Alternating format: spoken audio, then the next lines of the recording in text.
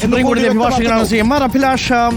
ഇപ്പോൾ ഹൈക്കോടതിയുടെ ഒരു ഉത്തരവ് വന്നിരിക്കുന്നു. അന്വേഷണ റിപ്പോർട്ട് റദ്ദ് ചെയ്തിരിക്കുകയാണ്. നമ്മളൊക്കെ ആ സമയത്ത് ചർച്ച ചെയ്തതുപോലെ സജി ചെറിയാന്റെ പ്രസ്താവന ഭരണഘടനയെ അവഹേളിക്കുന്നതിന്, അപമാനിക്കുന്നതിന് തുല്യമാണ് എന്നാണ്. എനിക്കറിയേണ്ട ഒരു കാര്യം, ഈ വിധിയെ താങ്കൾ എങ്ങനെ കാണുന്നു? ഒന്ന്. രണ്ട്, മന്ത്രിസഭാംഗം എന്ന നിലയിൽ അദ്ദേഹത്തിന് തുടരാൻ സാങ്കേതികമായി തടസ്സമില്ലല്ലോ. കാരണം ഇതുമായി ബന്ധപ്പെട്ട 2 ഹർജികൾ നേരത്തെ ഹൈക്കോടതി തള്ളിയിരുന്നതുമാണ്. എന്താണ് അങ്ങയുടെ നിലപാട് ഈ വിഷയത്തിൽ? ഈ നിയമത്തിനെ നോക്കുകുത്തിയാക്കിക്കൊണ്ട് നടത്തിയ ഒരു അന്വേഷണം, സർക്കാരിന്റെ ഭാഗമായിട്ടിരിക്കുന്ന മന്ത്രിയെ സംരക്ഷിക്കുവാൻ വേണ്ടി നടത്തിയ പോലീസ് അന്വേഷണം ഭരണഘടനയോട് അനാദരവില്ല എന്ന് എല്ലാവർക്കും മനസ്സിലായിട്ടുള്ള വസ്തുതാപരമായ ഒരു വിഷയത്തിൽ മറിച്ചൊരു തീരുമാനമെടുത്ത് നടത്തിയ ഈ അന്വേഷണ റിപ്പോർട്ടാണ് ഹൈക്കോടതി ചവറ്റുകൊട്ടയിലേക്ക് വലിച്ചെറിഞ്ഞിരിക്കുന്നത്.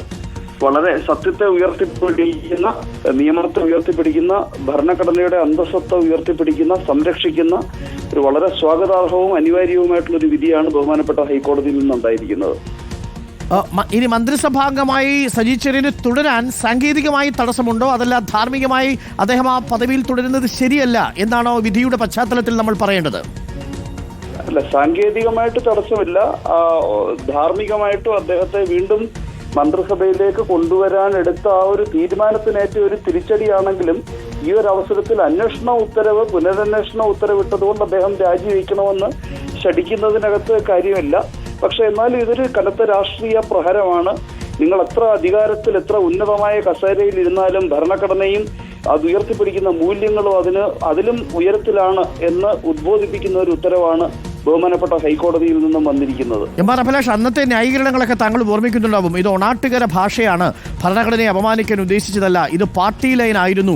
അംബേദ്കർ പോലും ഭരണഘടനയെ വിമർശിച്ചിട്ടുണ്ട്. പക്ഷേ അംബേദ്കർ ഒന്നും സത്യപ്രതിജ്ഞ ചെയ്ത് ഭരണഘടന അധികാരത്തിലെത്തുമ്പോൾ ഭരണഘടന ആ രീതിയിലല്ല വിമർശിച്ചിരുന്നത്. ഭരണഘടനയെ ചില ചെകുത്താന്മാർ നശിപ്പിച്ചു എന്ന് പറയുന്നതും ഭരണഘടന തന്നെ കുന്തവും കുടച്ചക്രവുമാണ്, അത് കൊള്ളയടിക്കുന്ന ഭരണഘടനയാണെന്ന് പറയുന്നതും തമ്മിൽ വ്യത്യാസമുണ്ടല്ലോ.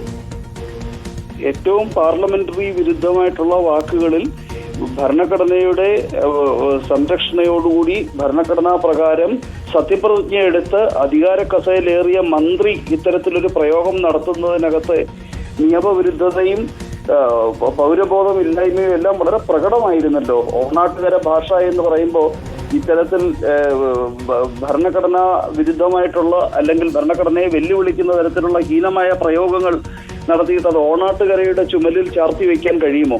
ഇതൊക്കെ വളരെ നികൃഷ്ടമായിട്ടുള്ള പൊളിറ്റിക്കൽ ഡിഫൻസ് ആയിട്ടല്ലാതെ നമുക്ക് എങ്ങനെയാ കാണാൻ കഴിയുക? ഓക്കെ.